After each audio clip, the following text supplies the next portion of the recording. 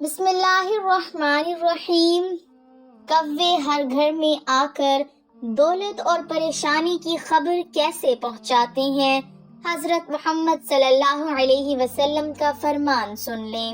ناظرین، آپ نے یہ بات بہت سارے بھائیوں اور اکثر اپنی دادی امی، نانی امی یا گاؤں وغیرہ میں عمر رسیدہ عورتوں سے سنی ہوگی کہ کوہ آنے والے وقت کو پہلے سے جان لیتا ہے۔ اگر کوے مل کر آپ کے گھر کی چھت پر یا گھر کی دیوار پر آ کر ایک دوسرے سے لڑ پڑیں، جھگڑنے لگ پڑیں، تو یاد رکھیں کہ اس گھر پر کوئی برا وقت آنے والا ہے، کیونکہ کووں کا ایک دوسرے سے لڑنا جھگڑنا اچھا نہیں سمجھا جاتا۔ اسی لیے سارے گھر والوں کا صدقہ خیرات ضرور کریں۔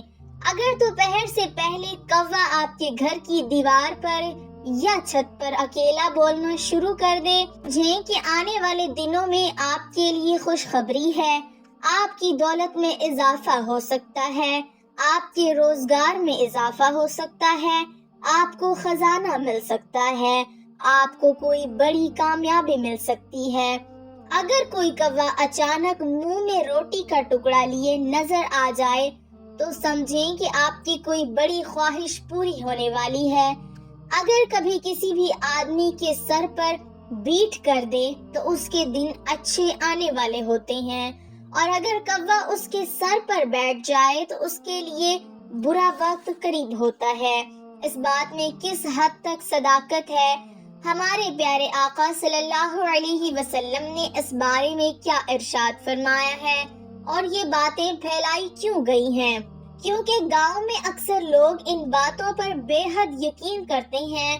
اگر ان سے پوچھا جائے کہ ان باتوں کا آپ بہت یقین کرتے ہیں، ہم مسلمان ہیں، قرآن و حدیث میں ان کا حوالہ کیا ہے، تو وہ یہی بات کہتے ہیں کہ ہمارے بزرگوں نے آزمایا ہوا ہے، یہ حقیقت ایسا ہی ہوتا ہے۔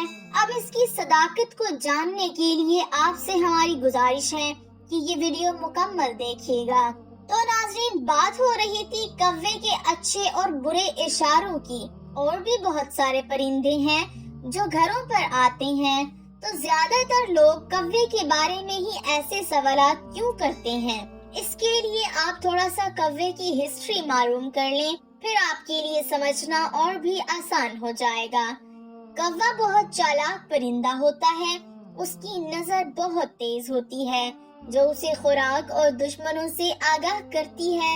انسانوں سے خصوصاً محتاط رہتا ہے اور خطرے کی صورت میں کائیں کائیں کر کے آسمان سر پر اٹھا لیتا ہے، اور اپنے دوسرے ساتھی بھی بلا لیتا ہے جو حفاظت کے لیے ادھر ادھر چکر لگاتے رہتے ہیں۔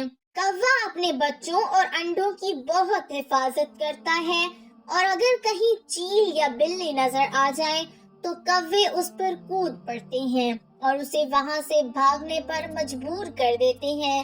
اگر ان کے گھونسلے سے انڈا نکالنے کی کوشش کی جائے تو یہ انسان کے سر پر ڈھونگے مار مار کر خون نکال دیتے ہیں۔ اسی لیے کوے کو سب سے چالاک پرندہ مانا جاتا ہے۔ اپنے ساتھی کی لاش پر ماتم کرتے ہوئے اوپر اڑنے والے پرندے نیچے کے منظر کبھی نہیں بھولتے۔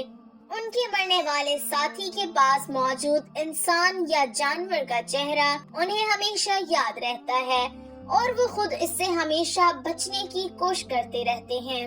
کوہ ہی وہ واحد پرندہ ہے جس نے انسان کو مردہ دفن کرنا سکھایا، انسان کی لاش کو مٹی میں دفنانا سکھایا۔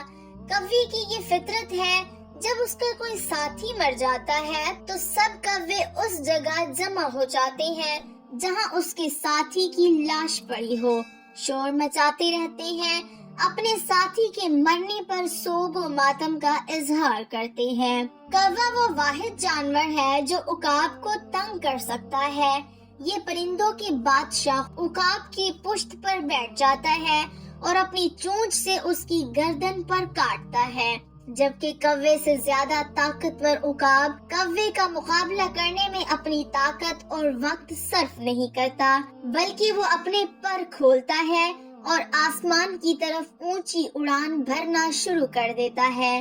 عقاب کی پرواز جتنی بلند ہوتی جاتی ہے، کوے کی اڑان اتنی ہی مشکل ہو جاتی ہے اور بالآخر وہ آکسیجن کی کمی کی وجہ سے نیچے گر جاتا ہے۔ تو ناظرین، ایک کوے کے اندر یہی وہ خوبیاں ہیں جس کی وجہ سے اس کے بارے میں یہ تمام تر باتیں منسوب کی جاتی ہیں۔ یہ تمام تر باتیں بدشگونی پر مبنی ہیں۔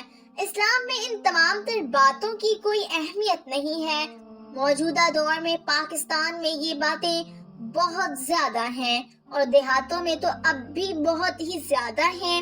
اس کی ایک وجہ دو تہذیبوں کا باہمی تمدن، جیسا کہ آزادی سے سویلائزیشن اور موت کی نشانیاں دینا اور بہت سی چیزیں ہیں جن کو بدشگونی کہہ دیا جاتا ہے۔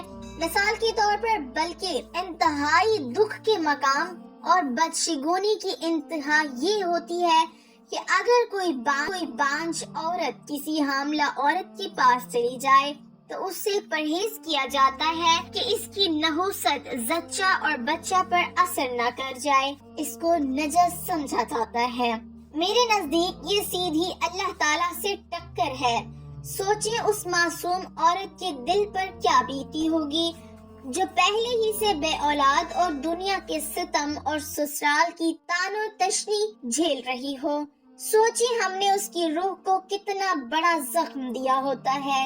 کیا وہ معصوم عورت اس احساس کمتری کے ساتھ جی سکتی ہے؟ سب خواتین کو ایک ہی فہرست میں ہرگز نہیں لا رہا۔ الحمدللہ خواتین میں دینداری اور تقوی مردوں کی نسبت بہت زیادہ ہے، لیکن اس کے ساتھ ساتھ خواتین میں سب سے زیادہ توہم پرستی پائی جاتی ہے۔ بد اعتقادی اپنے عروج پر ہوتی ہے۔ کہیں ساس بہو کا جھگڑا ہو گیا، اسی وقت تعویذ گنڈوں اور عاملوں کی تلاش شروع ہو جاتی ہے۔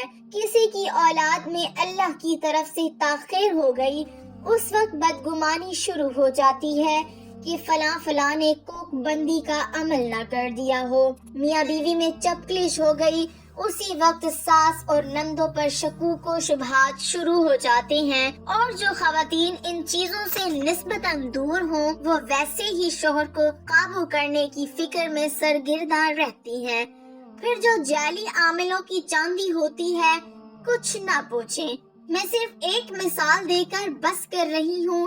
ابھی حال ہی میں 1-2 سال پہلے میڈیا پر ہر طرف ایک جعلی عامل کا چرچا رہا تھا جس نے تقریباً 300 عورتوں کو حاملہ کیا تھا اور ان کی ویڈیوز بنا کر بلیک میل کرتا رہا۔ میرا سوال صرف اتنا ہے کہ کیا وہ عامل خود چل کر ان کو حاملہ کرنے گیا تھا؟ سوچئے گا، جواب خود بخود مل جائے گا۔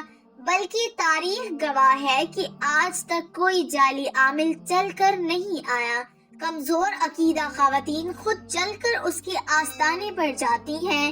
یہ وہ تلخ حقیقت تھی جو میں بتانا ضروری سمجھتی تھی۔ اب چلے دین اسلام کی طرف کہ ہمارا دین اس بارے میں کیا کہتا ہے۔ عبداللہ بن مسعود رضی اللہ تعالی عنہ سے روایت ہے کہ رسول اللہ صلی اللہ علیہ وسلم نے فرمایا، بدشگونی شرک ہے۔ آپ صلی اللہ علیہ وسلم نے 3 مرتبہ فرمایا، اور ہم میں سے ہر ایک کو کوئی نہ کوئی وہم ہو جاتا ہے، لیکن اللہ تعالیٰ توکل کی برکت سے اسے دور کر دیتا ہے۔ آخر میں آپ کو ایک بات بتانا ضروری سمجھتے ہیں کہ صرف اپنے اللہ پر یقین کامل کر لیں، مکمل توکل رکھیں، اور جو کچھ بھی ہوتا ہے یا جو کچھ بھی ہوگا وہ اللہ ہی کی طرف سے ہوگا۔ جب آپ کا یقین پختہ ہو جائے گا تب انشاءاللہ آپ ان سب چیزوں، توہم پرستی، بدشگونی، بد اعتقادی سے انشاءاللہ نکل جائیں گے۔ یقین کریں زندگی ہلکی پھلکی محسوس ہونا شروع ہو جائے گی۔ شرط صرف رب ذوالجلال پر مکمل اعتقاد، یقین اور توکل ہے۔ اللہ تعالیٰ نے کسی کے ہاتھ میں تمہارا رزق، تمہاری عزت، تمہارا مستقبل، تمہاری کامیابی نہیں رکھی، سب اللہ تعالیٰ کے پاس ہے۔ محض وقتی فائدے کے لیے کسی کے سامنے مت جھکنا، اللہ تعالیٰ پر کامل یقین رکھو۔ دیکھیں تو آج امت کی اکثریت عدم یقین کا شکار ہے۔ دنیاوی امور سے لے کر دین کے معاملات تک ہر چیز میں مختلف قسم کے شکوک و شبہات، جبکہ بندہ مومن کی زندگی کامل یقین سے عبارت ہوتی ہے، اور حکم بھی اس کا دیا گیا ہے کہ انسان مقام یقین تک پہنچے۔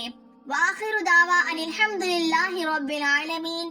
ناظرین، ویڈیو اچھی لگی تو لائک ضرور کیجیے گا، اور اگر آپ ہمارے چینل پر نئے ہیں اور ابھی تک آپ نے ہمارے چینل کو سبسکرائب نہیں کیا تو جلدی سے ہمارے چینل کو سبسکرائب کر دیں، اور ساتھ ہی لگے بیل کے بٹن کو بھی پریس کر لیں تاکہ فیوچر میں آنے والی ہر نئی اور معلوماتی ویڈیوز کا نوٹیفیکیشن آپ کو بر وقت ملتا رہے۔